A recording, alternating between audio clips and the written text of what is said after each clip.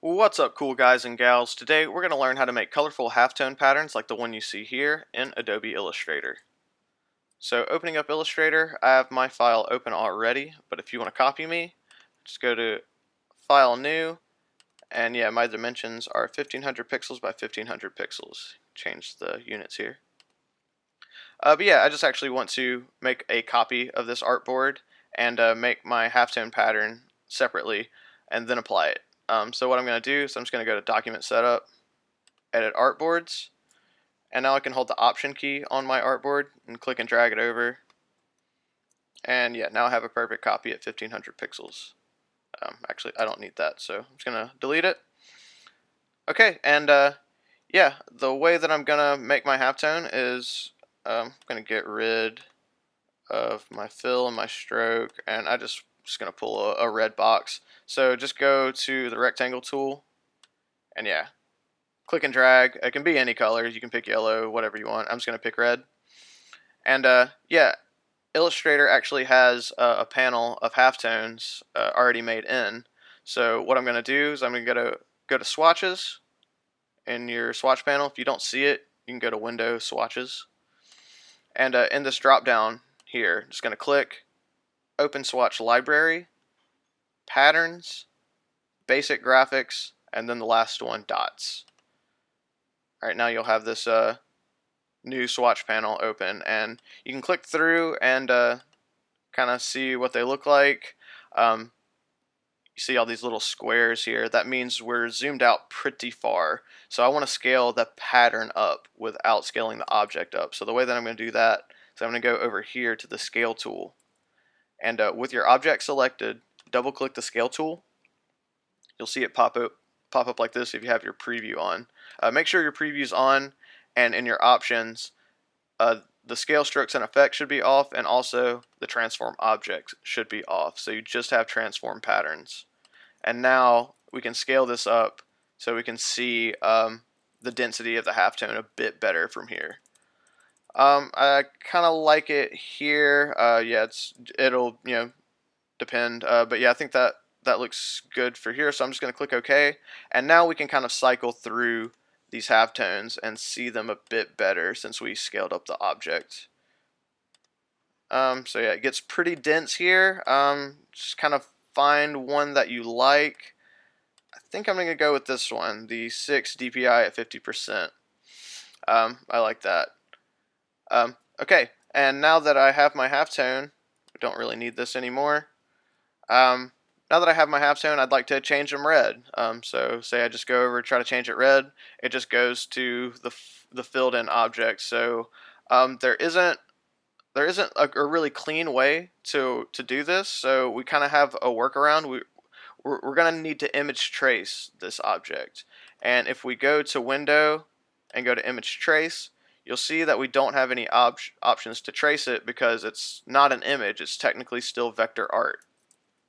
So what we need to do is rasterize it. We need to turn it into an image. So with the object selected, go to Object and Rasterize. And I choose a high resolution.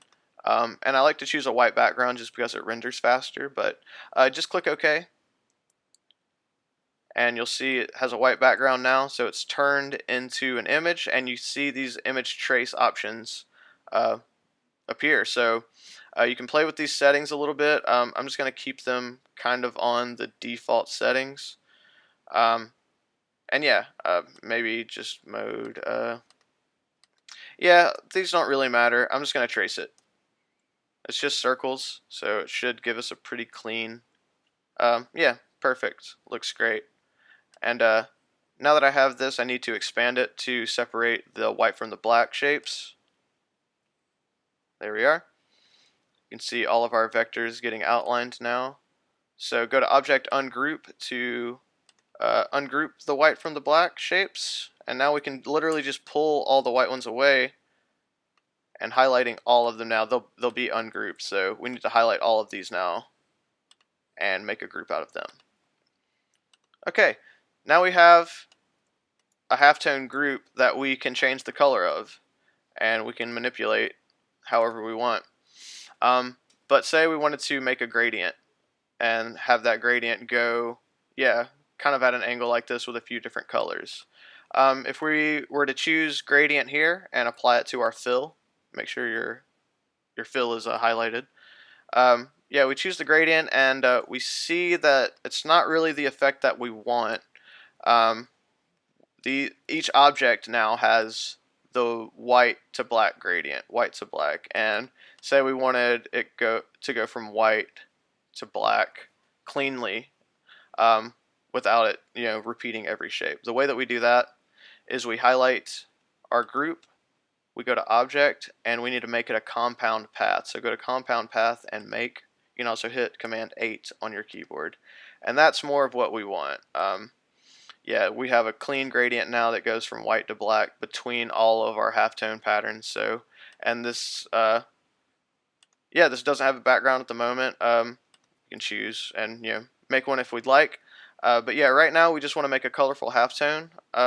So with the gradient panel still open, I'm just going to pull maybe a blue, a yellow, and I want to choose this like really bright magenta into our gradient, and let's just pull the white and the black away.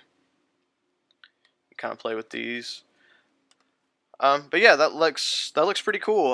That's a nice like summer pattern. We can even like play with the angle a little bit of the gradient. Now we have just full control. We can do whatever we want. But now I just want to apply it to my shape here. There's a few ways I could do that. I could just make a clipping mask out of a circle and just kind of ungroup it. But actually, since this is all one shape, my red fill and black stroke, I kind of want to keep it one shape. And so I need to make a pattern out of this. Right now it has a transparent back. I do need to pull a white background onto this. So I'm just going to pull, and actually I'm going to make it this orange, and arrange, send to back from your object menu. That looks bad. So yeah, maybe yellow, maybe this one. Screw it. I'm just gonna go with white. I think that's gonna look better. And now I want to highlight both of these and make a group out of them. And we're just gonna make a literal pattern swatch out of this. So with both of them highlighted, just click and literally drag it into your swatches panel, and you'll see, yeah, that it's gotten made into its own swatch group now. I kind of messed up, and it pulled my my object like kind of away from the ends of the rectangle that I had it in. So the way that I'm going to adjust it is you can just click the object and hold the tilde key, which is beside the 1 on your keyboard, and you can just click and drag it a little bit, and that will, you can see it under it, that will rearrange your pattern within your shape. So yeah, this looks fine. I just need it to fill this circle, so I think that works. So yeah, I'm just going to go now to my object, my red object that I want to fill with the pattern, and I'm just going to click my pattern, and there you go. Looks pretty good. I'm going to change my text to black. And yeah, now I can even get with the scale tool like I did earlier. Just hit S on your keyboard. That's pretty rad. Yeah, I can scale it up or down from here, and kind of get the exact effect that I want. And yeah, should I need it bigger, I can always just make my halftone pattern bigger and take up more space. But yeah, I know it like kind of looks, the pattern breaks here, but that's fine. I'm not gonna do any extra work. That looks good to me. Just gonna click OK, and yeah, that's pretty much it. That's how you make colorful halftone patterns. I hope you enjoyed the video. Yeah, this is something that's kind of hard to figure out in Illustrator, so thought it would be good to make a tutorial. Yeah, like, subscribe, all that stuff. You know what to do. Thanks for watching. Bye.